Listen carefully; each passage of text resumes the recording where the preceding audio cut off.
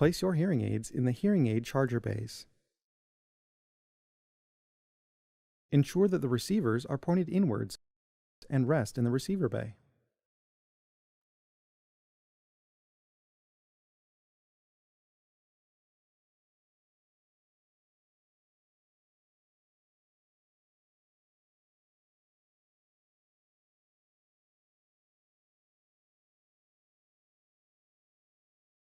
When hearing aids are inserted or removed, the LED indicators show the current battery level for 10 seconds.